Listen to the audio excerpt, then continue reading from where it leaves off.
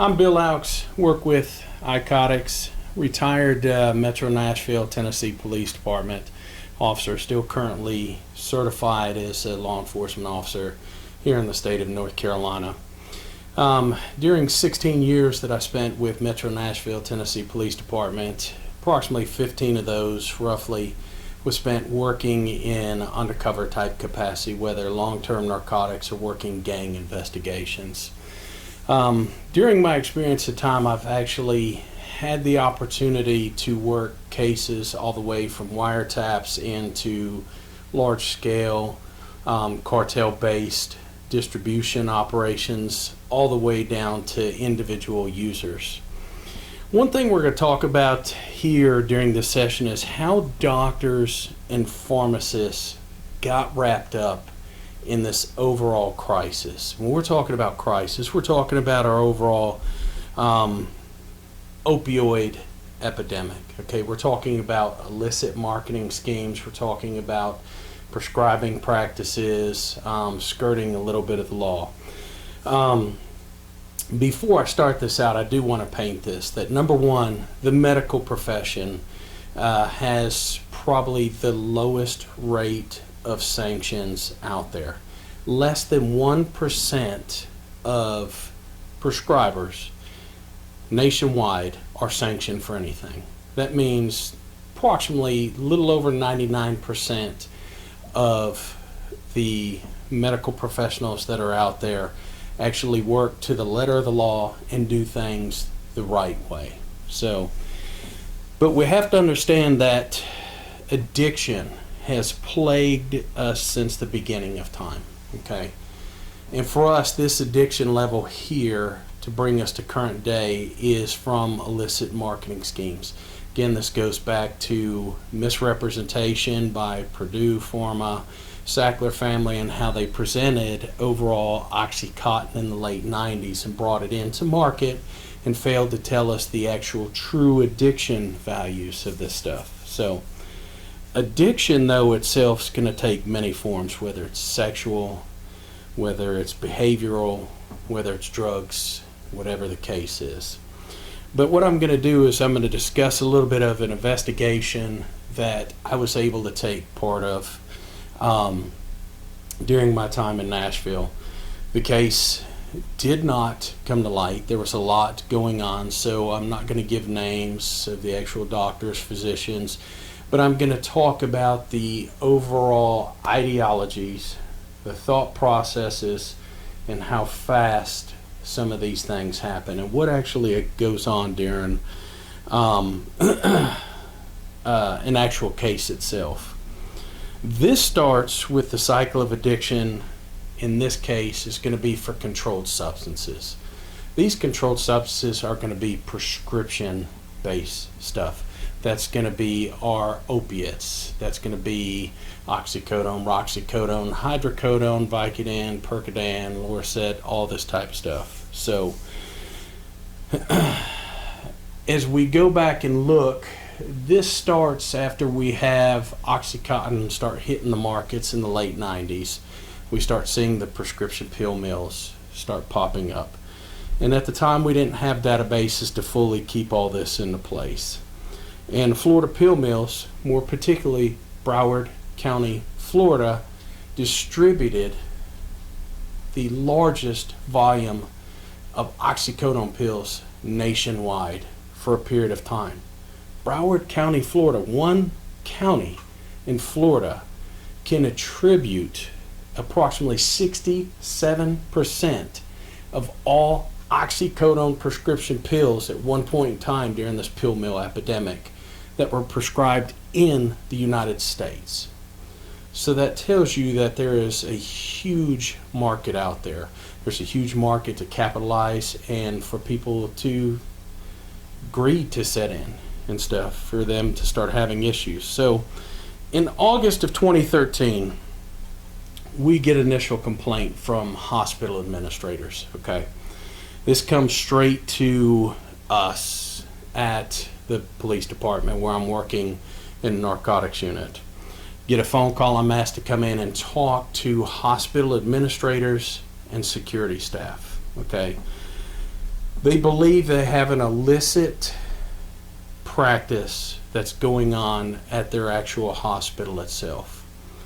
Now let me be clear, if we're talking about hospital administrators calling you direct, that means something is egregious enough, okay? Because there's a lot of protections that a lot of hospital administrations put into place, and they don't want law enforcement. They don't want all of these outside investigative agencies coming in, especially when you're looking at things like the Attorney General's office and stuff like that. So part of the complaints that they start to give us is that we're in Nashville, Davidson County, Tennessee. They're telling us that there's a lot of vehicles coming in from Kentucky, and these vehicles are starting to arrive about 8, 9, 10 o'clock at night. When these Kentucky vehicles, when I'm talking Kentucky-based vehicles, we're talking about vehicles that actually have Kentucky license plates. From Nashville to get to the Kentucky border is approximately 51 minutes. To get to this particular hospital, to get to the actual Kentucky border, it's probably about an hour and 15 minutes time frame. So they become very suspicious because there's a large volume of these vehicles, and when they talk about a large volume of Kentucky-based vehicles, they're talking 15 to 20 will arrive at a time. And the vehicles will have 3 to 4 to 5 people in there, and they would stay there overnight and sleep in the parking lot. Okay, I'm going to call that a clue. At no point in time have I ever went to go visit a doctor's office, got there the night before, and camped out in the parking lot. Neither have I traveled across state lines to do that. They also said that there was a food truck with a Kentucky license plate that would show up and set up around breakfast time. When they sit around breakfast time, about 6:30 to 7:30 it would show up. And it would serve everybody there that seemed to be from Kentucky. No other patients would go there, other customers from that were going anywhere else in the hospital pavilion or anything. No one else was going to there. So the day after, ironically, that I received this complaint, I get a call from the Mapco gas station across the street. And it's the owner, Mr. Ramadan, speaks to me, and he's extremely upset about the volumes of people that are coming into his Mapco gas station across the street who are getting money orders and prepaid cards. And he said they're all junkies from Kentucky. That right there, the man knew that they were from Kentucky. He labeled them as junkies from Kentucky, and he was complaining about the volume of people that were coming in every day. As soon as he would have his doors, even though they were open 24/7, they wouldn't start selling their money orders and stuff until like 7 a.m. He said at 7 a.m. it was a constant line day in. He couldn't even get his regular customers to come in to pay for gas, buy coffee and stuff like that. So he was visibly upset about this, and there was enough people. And when I would ask him about how many people he would think that he would serve day in and day out, and he said sometimes it would be 50 to 60 people that would be there before like 8 a.m. Okay? So we've got the hospital administration, we've got the security folks from the hospital giving us complaints about large volumes of Kentucky folks showing up there, camping out overnight. We have a food truck coming in from Kentucky serving people breakfast, and we have someone at a gas station complaining that people are coming in buying money orders, and these money orders are going into a particular doctor's name or the actual doctor's office's name and the prepaid cards itself. So when I get the initial complaint, first thing I do is go up and show up at the location. Within the first 3 minutes, this is what I start pegging. Kentucky, Kentucky, Kentucky, Kentucky, Kentucky, Kentucky. multiple people in each one of the vehicles and stuff. And this was after people were going to the Kentucky breakfast wagon that had been showing up. So I'm already able to validate the complaint itself just on the fact of the hospital administration, security, and the phone call from Mr. Ramadan from the MAPCO gas station. So it's easy to pick out the actual doctor's office. Okay, I can start following these people in. They're leaving their vehicles. They're walking out of their vehicles at approximately 8:50 a.m.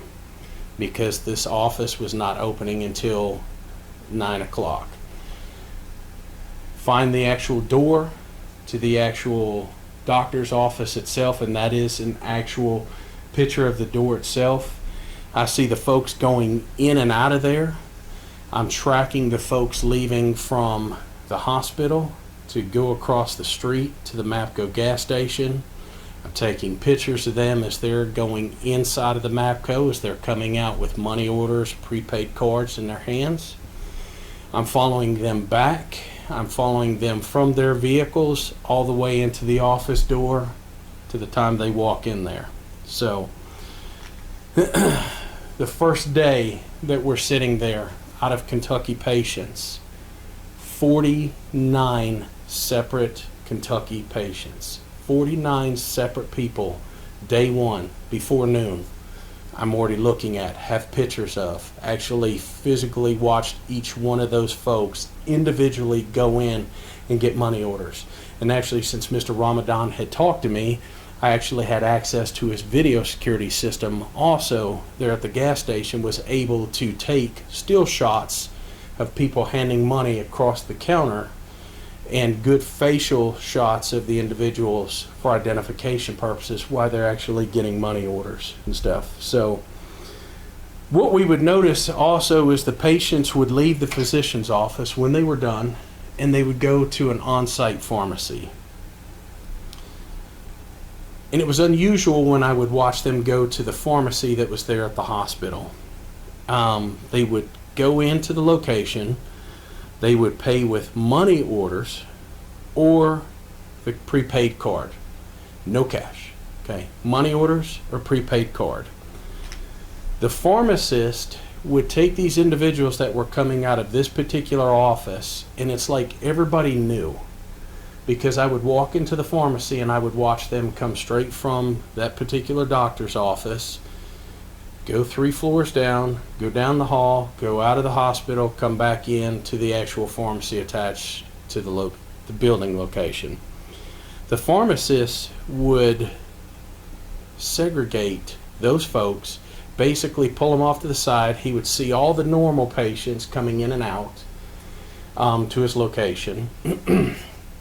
But when the Kentucky-based patients, in between the other patients, they would come up, he'd collect the money, and I could actually stand there like I'm in line, and he would tell them after, essentially he would take their money order or their prepaid card, and he would tell them, leave the property, don't come back until I call you.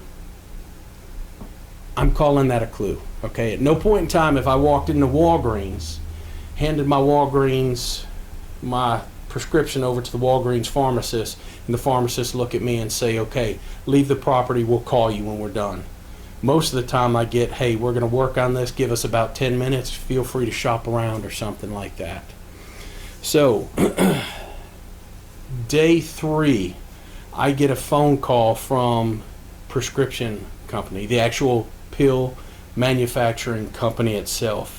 And they're calling about the high volume of prescription pills that are actually getting sent to this pharmacy right here. That's another clue. Their ARCO system shows that this pharmacist was ordering a large volume of opioid-based type pills, and they were number 1 in Tennessee for 3 months running. Okay. This wasn't the largest hospital that there was. This wasn't the largest pharmacy in the state. But all of this happened and crashed together just at one particular time itself. So what I would notice too is you could tell when prescriptions started to get filled, because all of a sudden Kentucky cars would start to come right back into the parking lot, and they'd be driving in extremely fast. So I knew the pharmacist had called people and said, hey, your prescription pills are ready. This is an actual picture that I snapped in my rear view mirror, or my side view mirror, of a drug deal going on. As soon as people were getting the pills, they would get out in the parking lot. They would automatically start crushing, snorting. Some of them would be smoking in place, and I'd start seeing hand-to-hand transactions between these folks and everything. And this happened fast. So in a couple days period of time, we're pretty sure we're dealing with an illicit prescriber, especially since all of the patients that we were seeing all this activity going on were Kentucky-based patients that were coming in. So we set up on day 4 and decided, all right, as people leave, we're going to start traffic stops of these individuals. We're going to talk to them. We're going to figure out, number 1, who they are. Number 2, did they just see the doctor here? Number 3, did they get a prescription filled here? Number 4, how far did they drive? Number 5, why are they coming here? And 6, how are they paying? These were the first few people that we stopped after they left the pharmacy. This girl traveled 4.5 hours to come to this doctor. This lady, 4.5 hours, 6 hours, 5.2 hours, 5.5 hours. Okay? How many doctor's offices, how many urgent care facilities, how many hospitals, how many other providers did you drive past in 4.5 to 6 hours period of time? Okay? That's a clue. We started running criminal histories on every one of these individuals also. Every single person had criminal histories for controlled substances. Every single individual in these pictures behind me also had been thrown out of previous healthcare providers, whether it was doctors' offices itself or pain management clinics. Okay? These folks came here and gave the same story. We could see this doctor. This doctor doesn't ask many questions. Come in, pay cash, do what you need to do, in and out. And everybody gave the same story across the board. So we sat down and we decided it's time to interview the physician. Okay? We went straight to the doctor on day 6 and said, all right, we're not even going to play this. I started talking to the doctor and interviewed her about the volume of patients coming in from Kentucky. And she said, and I said, why do you have such a high volume of people coming in from Kentucky to see you? And in her words was, they come to me because I care. Okay? And I said, okay, then why do 0 of the patients that you have coming in from Kentucky, 0 of them have insurance? I know, because I've interviewed at this point in time 33 of them from traffic stops. Okay? Why does 0 out of the people that I've interviewed have insurance, have no insurance? Doctor says straight out, some people don't have the luxuries as others have. Thought, okay, absolutely the wrong answer. So I go down and talk to the pharmacist, separate from them. And I asked the pharmacist about it, and the pharmacist says, yeah, I think that doctor's a little bit complacent with her prescribing, everyone in her particular office and stuff like that. And said, I've actually had multiple conversations with the prescriber itself and expressed my concern.